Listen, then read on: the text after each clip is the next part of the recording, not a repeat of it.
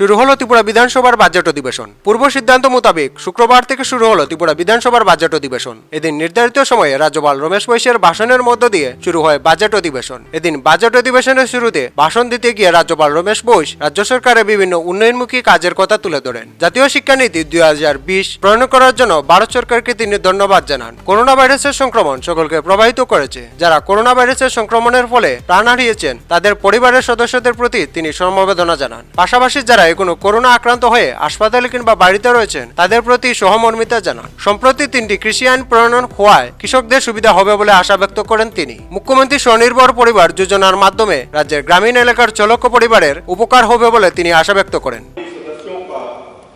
स्वागत करते हुए मुझे बेहद खुशी हो रही है। इस अवसर पर मैं माननीय सदस्यों और त्रिपुरा वासियों को नए साल की हार्दिक बधाई एवं शुभकामनाएं देता हूँ। बाबा दरिया की कृपा आप सभी पर बनी रहे। राष्ट्रीय शिक्षा नीति 2020 लागू करने के लिए मैं भारत सरकार को धन्यवाद प्रकट करता हूँ। देश की शिक्षा व्यवस्था के विकास के लिए यह एक व्यापक कदम है। नई शिक्षा नीति भारत की शिक्षा व्यवस्था को एक नई दिशा प्रदान करेगी। बीते एक वर्ष में कोविड-19 के चलते हमारे दैनिक जीवन में भारी बदलाव आया है। इसने देश दुनिया समेत हमारे राज्य त्रिपुरा को भी सबको प्रभावित किया है। कोविड से जान गंवाने वाले लोगों के प्रति गहरा दुख प्रकट करता हूँ और उनके परिवार व रिश्तेदारों के प्रति सहानुभूति व्यक्त करता हूँ। कोरोना से संक्रमित होकर घर पर या अस्पताल में रह रहे लोगों को जल्द स्वास्थ्य लाभ के लिए भगवान से प्रार्थना करता हूँ। घोषणा हो अथवा सार्वजनिक स्थानों संस्थानों को बंद करने का विषय सरकार ने समय समय पर दिशा निर्देश जारी कर तमाम कदम उठाए हैं, जिससे वायरस के प्रसार को रोकने में कामयाबी मिली। समन्वय के साथ बेहतर प्रबंधन और समय पर उचित कदम उठाए जाने का ही परिणाम है कि दुनिया के विकसित देशों के मुकाबले भारत में कोरोना बीमार कम रही है। इसके लिए मैं फ्रंटलाइन वॉरियर्स की कार्यनिष्ठा और संबंधित सेवाओं से जुड़े व्यक्तियों की ईमानदारी से किए गए कार्यों को स्वीकारते हुए उनका अभिनंदन करता हूँ। मेरी सरकार माननीय प्रधानमंत्री को धन्यवाद करती है, जिन्होंने समय समय पर विस्तृत दिशा निर्देश जारी कर कोरोना महामारी के नियंत्रण में अग्रणी भूमिका निभाई है। कोरोना महामारी से सीख लेते हुए त्रिपुरावासी न सिर्फ स्वच्छता के प्रति जागरूक हुए हैं, बल्कि बड़े बुजुर्गों के प्रति सेवा भाव की उनकी भावना बढ़ी है। कुशल सरकारी प्रयासों के कारण न सिर्फ कोरोना मृत्यु दर बल्कि सामान्य मृत्यु दर में भी कमी आई है। राज्य में कोरोना प्रतिरोधक टीकाकरण की शुरुआत हो चुकी है। प्रथम चरण में हमें 2,83,000 टीके प्राप्त हुए हैं। कोविड के नए यूके वायरस के प्रकार की पहचान के लिए राज्य सरकार वैक्सीन मशीन के खरीद की प्रक्रिया में लगी हुई है। भारत के माननीय राष्ट्रपति ने 27 दिसंबर 2020 को 3 कृषि कानूनों को मंजूरी प्रदान की है। मेरा मानना है कि इस सुधार से कृषि विकास को गति मिलेगी।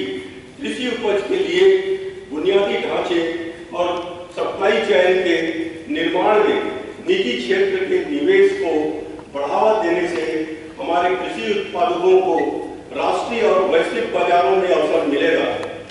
केज कल्चर के माध्यम से 1,500 इकाइयां स्थापित की जा रही है।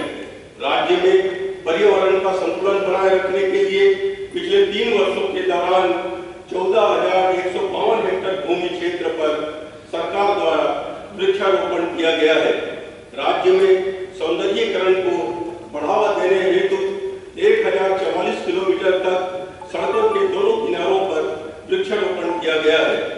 सितंबर 2020 में पहली बार राज्य में मूली बांस से बने बिस्किट को लॉन्च किया गया है। बांस और गेंद विकास संस्थान इस क्षेत्र में उद्यमियों के लिए प्रशिक्षण कार्यक्रम आयोजित कर रहा है। राज्य सरकार ने बांस के झाड़ू और बांस के बोतल जैसे 2 अभिनव उत्पादनों का विकास किया है, जिसका प्रधानमंत्री वन धन विकास कार्यक्रम के तहत विपणन किया जा रहा है। 1000 बांस कारीगरों को इन वस्तुओं के उत्पादन के लिए प्रशिक्षित किया जा रहा है। जुलाई 2020 के दौरान भारत के माननीय प्रधानमंत्री अपने मन की बात कार्यक्रम में इस प्रयास को सराहा गया है। अगर इक्लेरिया मार्केसिस त्रिपुरा का राज्य वृक्ष है, जो कि मूल्यवान पदार्थ अगर पैदा करता है, राज्य सरकार ने अनुमानित 51 लाख अगर पेड़ों से होने वाले उत्पाद के विपणन के लिए विस्तृत योजना बनाई है। माननीय प्रधानमंत्री जी के वोकल फॉर लोकल प्रयास को बढ़ावा देने के लिए राज्य सरकार जनजाति व स्थानीय समुदाय के द्वारा बने हथकरघा और हस्तशिल्प उत्पादों के उत्पादन और विपणन पर जोर दे रही है। भारत हैंडलूम ब्रांड के तहत पारंपरिक रेशा की ब्रांडिंग के लिए कदम उठाए गए हैं। आंगनबाड़ी और आशा कर्मियों को हैंडलूम आधारित वर्दी प्रदान की जा रही है। मेरी सरकार ने मॉडल राज्य के सपने को साकार करने के लिए शिक्षा क्षेत्र को विकसित करने पर अत्यधिक जोर दिया है। शिक्षा की गुणवत्ता सुधार के लिए नई नई योजनाएं शुरू की गई है। इनमें से कुछ प्रमुख है। पहला, युवाओं को IAS परीक्षा की तैयारी में मदद के लिए लक्ष्य नामक एक नई छात्रवृत्ति योजना शुरू की गई है। सभी 22 सामान्य डिग्री कॉलेजों में केंद्रीकृत ऑनलाइन प्रवेश प्रणाली शुरू की गई है। जो छात्र 2 विषयों में असफल हो जाते हैं, वो बछड़ बचाव परीक्षा के तहत 2 महीने के भीतर फिर से परीक्षा के लिए बैठ सकते हैं।